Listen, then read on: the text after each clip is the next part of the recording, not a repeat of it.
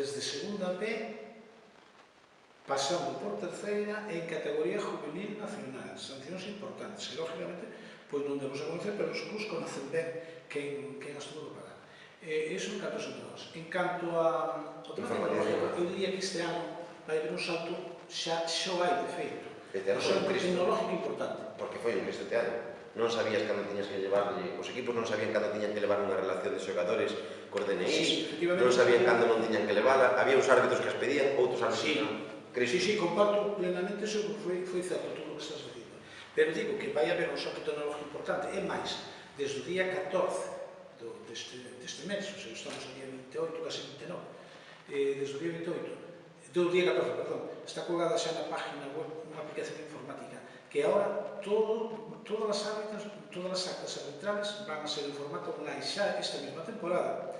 Por certo, que mencionabas dúas Baleares, Cataluña e tal, aí ten en un caso, en Cataluña, por exemplo, un gasto importantísimo para a Federación, e no caso de Baleares, importantísimo para os clubs. En cambio, no tema galego, é certo que como chegamos un pouco máis tarde, non podemos chegar mellor, non vai ter coste ningún, ni para os clubs, ni para a Federación. E vas a ter, incluso desde o móvil, vas a poder saber en tempo real resultado, goles, alineacións, todo o que se queremos ver do partido. O sea, eso xa vai estar en vigor esta temporada.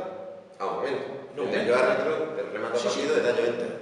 Pero xa este ano, o sea, non esperamos máis, este ano. Xa digo, desde o día 14 xa é posible. Digamos que ese vai ser a medida máis importante. Vai haber unha acta abreviada ali para que teña o club, e vai haber outra acta online que ten que estar como moi tarde, ás 12 da noite do día que se disputa o partido, colgada na página web. Pero con esa aplicación informática podes acceder directamente. E pregunta tanto, da xente que nos ve, quen vai ter que poñer o ordenador? O árbitro ou o club? Non vai haber, non ten que facelo cada árbitro, ten que poñerse. Hasta ahora, cada árbitro ten que poñer, ten que levar un ordenador personal. Pero é unha simple aplicación informática que o dá todo. O sea, non ten ningún coste para nadie, e se acordos xa temos con os árbitros. Pero haberá árbitros que non teñen ordenador. Teñen que facelo. Se comprometeron a facelo, vamos a ter a máis non se vai a permitir ese tema de que se chega a todo día seguinte, non, todos os árbitros que non entreguen acta abreviada ou que non chega ás 12 da noite á Federación. Por tanto, serán sancionados. Está falado debidamente, por lo tanto, en eso sí vamos a, ahora mismo vamos a ser pioneros. É evidente que dentro de pouco habrá un mundo tecnológico seguir avanzando e habrá outras comunidades que nos superen, pero aí vamos a estar á altura do millón que pode haber en España en esta temporada. O sea que a partir deste ano sabemos moitos que haber na Federación Galega. Efectivamente, podemos ver todos os datos de todos os partidos en tempo real.